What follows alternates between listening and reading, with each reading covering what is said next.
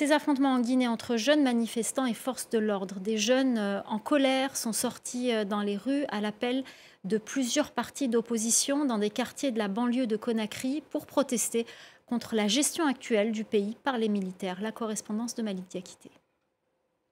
Dans plusieurs quartiers de la banlieue de Conakry, des jeunes manifestants ont brûlé des pneus et renversé des poubelles sur la chaussée, empêchant toute circulation. Ce qui a provoqué des échauffourées entre ces jeunes manifestants et les forces de l'ordre.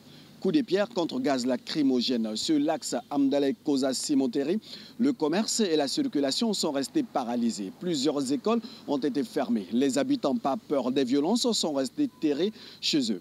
Sur l'autoroute, la circulation était fluide. Très tôt le matin, à l'entrée de Kaloum, le centre administratif de la ville où se trouve la présidence et les différents ministères, des agents des forces de sécurité ont procédé à un contrôle strict de tous les passants. L'accès a été interdit aux taxis-motos.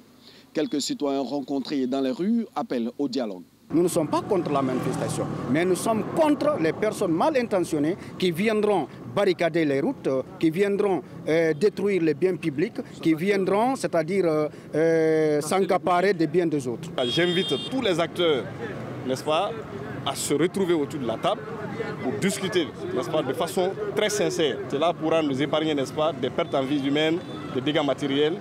Les forces vives de Guinée, une coalition d'organisations politiques et sociétés civiles, comptent poursuivre ces manifestations de rue pour exiger, je cite, un retour rapide des civils au pouvoir.